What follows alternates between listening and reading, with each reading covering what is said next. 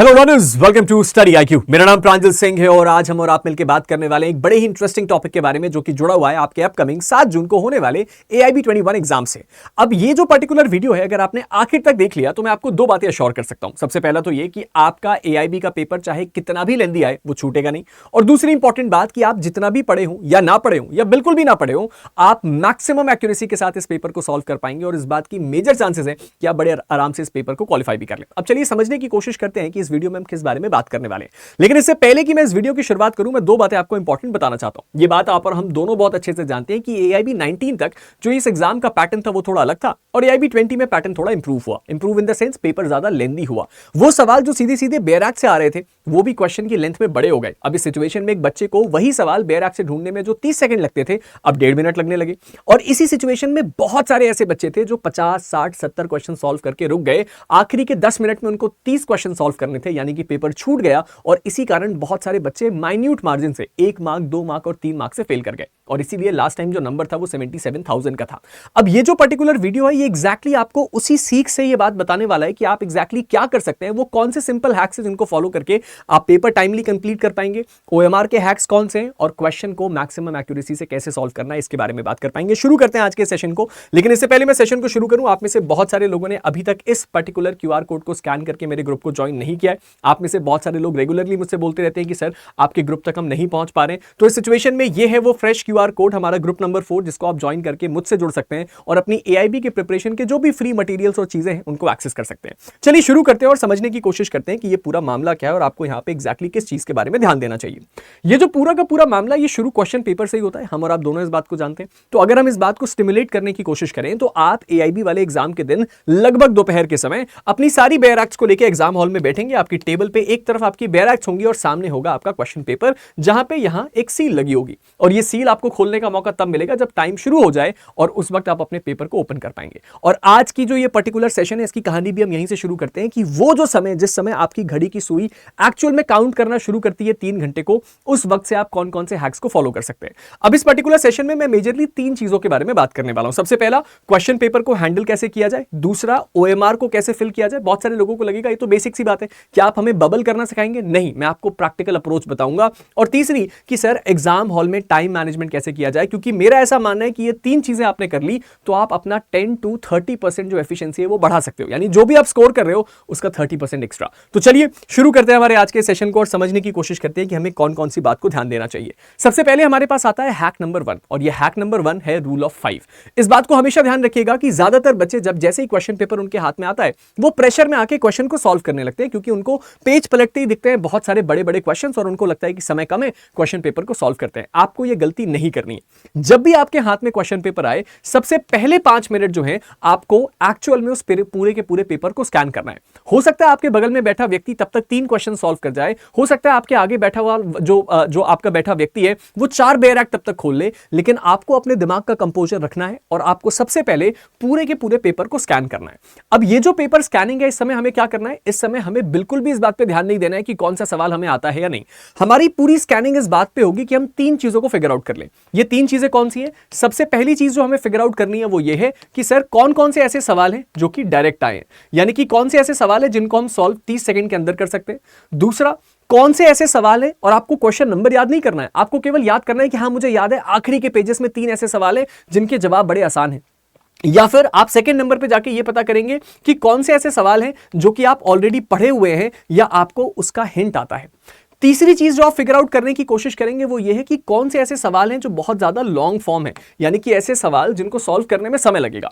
अगर ये तीनों चीजें आपने शुरुआत के 5 मिनट पेपर को एनालाइज करके समझ लिया, आप बोलेंगे इसको तो 1 मिनट में किया जा सकता है। नहीं, 5 मिनट मैंने जानबूझ के बोला है क्योंकि आप पेपर को पलटिए और उसके बाद उस पूरे पेज को स्कैन करके देखिए कि हाँ सचमुच यहाँ पे कोई ऐसा क्वेश्चन है जो सॉल्व हो सकता है कि नहीं।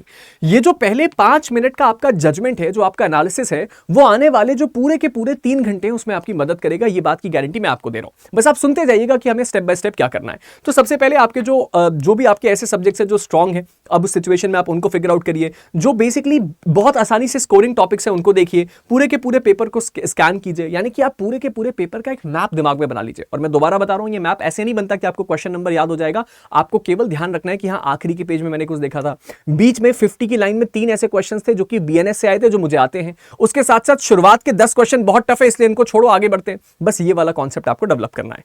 अब जैसे ही आपका ये काम हो जाता है तो आपको अपना समय 3 कैटेगरी में डिवाइड कर देना है। मेरी बात ध्यान से सुनिएगा।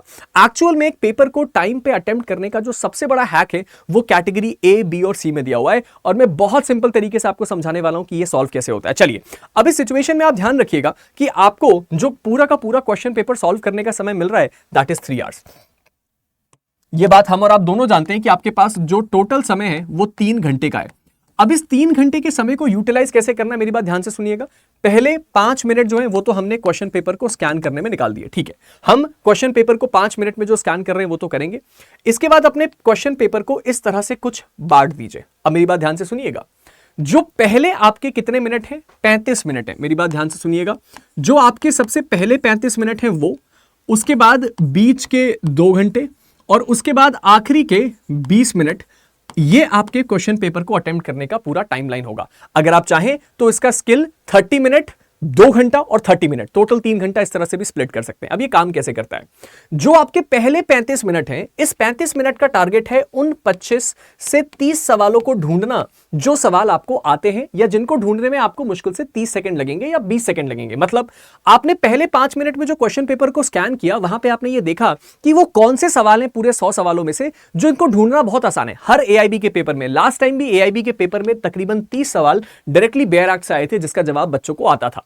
इस सिचुएशन में आपका टारगेट है कि पहले 35 मिनट में जितनी तेजी से हो सके, जरूरी नहीं है 30 ही करने हैं, अगर आपसे 20 हो रहे हैं तो 20 सही, लेकिन आपको इस बात को ध्यान रखना है कि आपको मैक्सिमम नंबर ऑफ क्वेश्चंस को पहले 30 मिनट में सॉल्व कर देना है। और क्वेश्चंस को आप डिसाइड कैसे करेंगे कि ये सॉल्वेबल है या नहीं? कोई भी ऐसा सवाल जिसका जवाब आपको तुरंत आता है वो इन 35 मिनट में सॉल्व होगा। कोई भी ऐसा सवाल जिसको आपको पता है कि जवाब मुझे नहीं आता है लेकिन बेयर एक्ट में डायरेक्ट क्वेश्चन है, बेयर एक्ट से ढूंढ के निकालने में मुझे मुश्किल से 30 सेकंड लगेंगे, तो उस क्वेश्चन को आप इस समय अटेम्प्ट कर सकते हैं। कोई भी ऐसा सवाल जिसमें आपको लगता है कि यार मैं 2 ऑप्शन में कंफ्यूज हूं, या फिर मैं 3 ऑप्शन में कंफ्यूज हूं, या मुझे शायद ये लग रहा है, उस क्वेश्चन को यहां पे सॉल्व मत करिए। हमारा टारगेट ये है कि पहले 35 मिनट के अंदर हम जो भी क्वेश्चन उस पूरे पेपर में है सबसे ज्यादा मैक्सिमम स्पीड में सॉल्व कर दें। अब आप में से बहुत सारे बच्चे मुझे ये बात बोलेंगे कि सर आप एक बात बताइए, आप ये काम हमें क्यों करवा रहे हैं? क्योंकि नॉर्मली जो बच्चा एआईबी का पेपर देता है ना, वो शुरुआत कुछ इस स्पीड में करता है, एक स्टैंडर्ड स्पीड में। जैसे ही आधा घंटा बीतता है वो पैनिक में थोड़ी स्पीड बढ़ा देता है, 1 घंटा बीतता है कुछ और स्पीड बढ़ा देता है, और उसके बाद तो वो पैनिक में इस तरह से उसका ग्राफ बढ़ता है। रादर मैं ये चाहता हूं कि आपका ग्राफ कैसा हो, आपका ग्राफ यहां पे एकदम पीक पे स्पीड पे आए, और उसके बाद आप एक स्टैंडर्ड स्पीड को मेंटेन कर लें ताकि आपका पेपर टाइमली खत्म हो पाए। खैर, हम इसको समझने की कोशिश करते हैं। पहले जो 35 मिनट है, उन पहले 35 मिनटों में हमें अपने टारगेट 25-30 क्वेश्चंस को सॉल्व करना है जो हर एआईबी एग्जाम में आते हैं, जो डायरेक्टली इतने आसान होते हैं कि उनके जवाब को ढूंढना बेयर एक्ट में क्या करना होगा, मुश्किल से 25-30 सेकंड का काम है।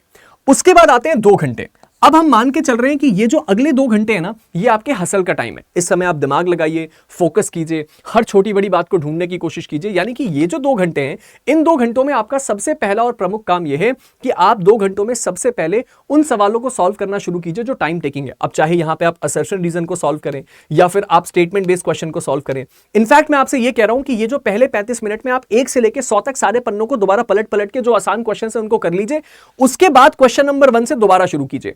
अब की बार आपका टारगेट है कि वो सवाल जो आपको पता है कि अगर आप उनको समय देंगे तो वो आपसे बन जाएंगे, उन सवालों को बनाइए इन 2 घंटों में। यानी कि वो सवाल जो असर्शन रीजन के आए हैं, जिनकी हमने ट्रिक सीख रखी है अंतिम प्रहार में, असर्शन रीजन के सवाल, मैच द फॉलोइंग के सवाल, वो सवाल जिनका जवाब बेयर एक्ट में मिल तो जाएगा लेकिन ढूंढने में समय लगेगा क्योंकि आपको नहीं पता वो कौन से सेक्शन, रूल, आर्टिकल में दिए हुए हैं, उनको यहां सॉल्व कीजिए। और आपका टारगेट होना चाहिए कि आप कम से कम 45 से 50 सवाल इस समय पे कर लें। अब आप में से बहुत सारे लोगों को लगेगा कि सर 2 घंटे में 50 सवाल कैसे होंगे? आप मेरी बात ध्यान से सुनिएगा। अगर 3 घंटे का आपका पेपर है तो उस सिचुएशन में 3 घंटे के पेपर के हिसाब से पर आवर आपको 33.33 क्वेश्चंस को सॉल्व करना है।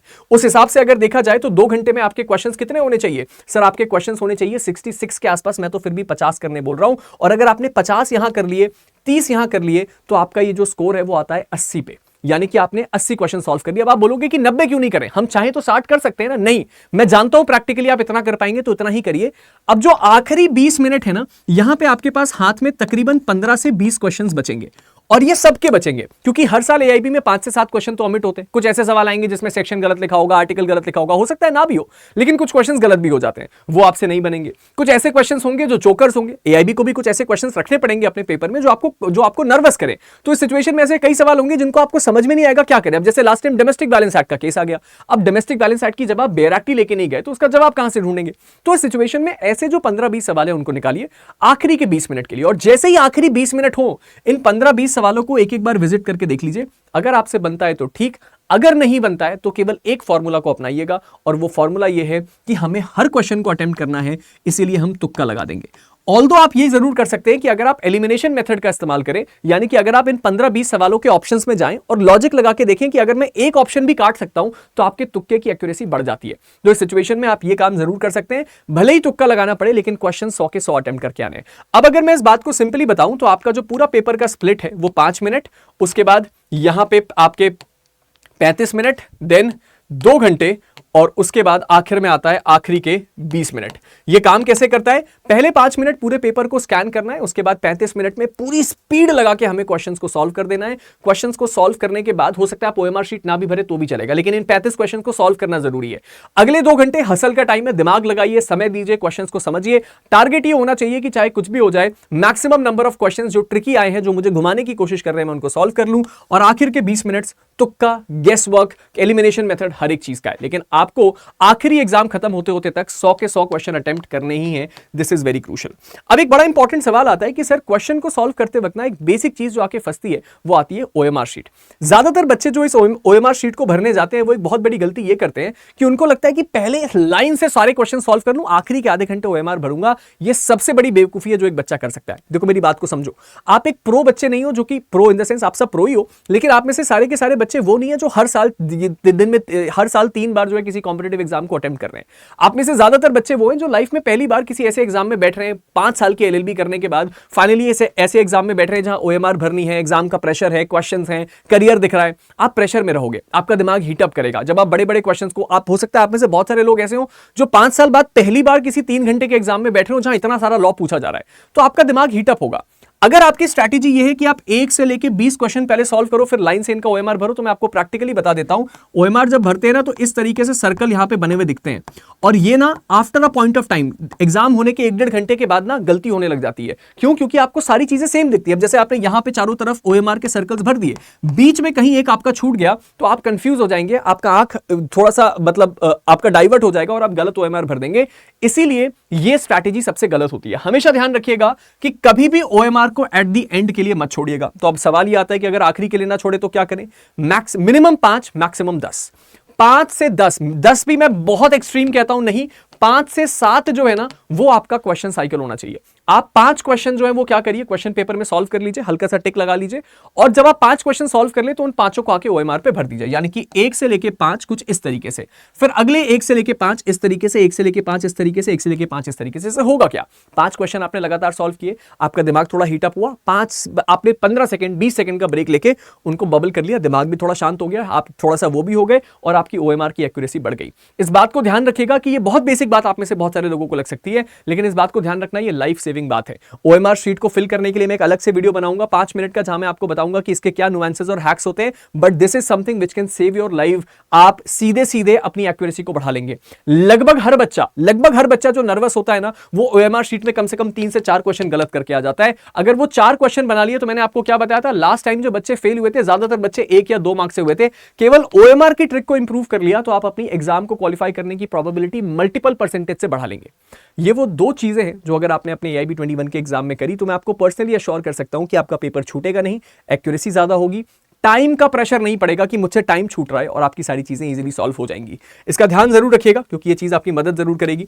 अगर आपको कोई भी और डाउट या क्वेरी है, इस पर्टिकुलर फ्री व्हाट्सएप ग्रुप को आप ज्वाइन कर सकते हैं। उसके साथ ही साथ अगर आप में से कोई भी ऐसा स्टूडेंट है जिसने अभी तक हमारी स्टडी IQ की एप्लीकेशन को डाउनलोड नहीं किया, वो इसको डाउनलोड कर ले, क्योंकि आपके जो भी डाउट्स या क्वेरीज हैं वो सब यहाँ पे सॉल्व हो जाएंगे। आपको सारी चीजें जानने को मिलेंगी यहाँ पे। उसके साथ साथ बहुत सारा फ्री कॉन्टेंट मिलेगा। आप में से कोई अगर मुझसे डायरेक्टली कनेक्ट करना चाहता है, कोई डाउट है, कोई प्रॉब्लम है, तो आप मेरे इस नंबर पर व्हाट्सएप या कॉल कर सकते हैं। 9266044700। इस नंबर पे आपको सारे डाउट्स और जो भी कंसर्न है वो क्लियर हो जाएंगे। और अगर आप हमारे स्टडी आईक्यू में जुड़ना चाहते हैं, मेरे साथ मेरी पर्सनल मेंटरशिप में पढ़ना चाहते हैं, आप जुडिशरी की तैयारी करना चाहते हैं, एपीओ की तैयारी करना चाहते हैं, एंड मोस्ट इंपॉर्टेंटली इस पर्टिकुलर एआईबी के बाद कोर्ट जाना चाहते हैं और चाहते हैं कि आपको फाइल लेके ना घूमना हो, आप अपनी अर्निंग खुद शुरू कर सकें, तो उसके लिए अगर आप हमारे ड्राफ्टिंग कोर्सेज को ज्वाइन करना चाहते हैं तो आप उस नंबर पे कॉल करके मुझसे एडवाइस ले सकते हैं। अगर आप सीधे हमारे बैचेस में आते हैं और इस कोड का इस्तेमाल करते हैं PS8, तो आपको मैक्सिमम डिस्काउंट के साथ साथ मेरी पर्सनल मेंटरशिप मिलती है, जिसको आप मिस नहीं कर सकते। तो चलिए मिलते हैं आप सभी के साथ एक नए सेशन में। All the very best for your upcoming AIB 21 exam खत्म होने के बाद ये नीचे कमेंट सेक्शन में आके बताना जरूर कि ये ट्रिक आपके लिए कितना वर्क करी। मिलते हैं एक नए सेशन में, तब तक के लिए stay motivated and keep learning. Thank you and have a good day.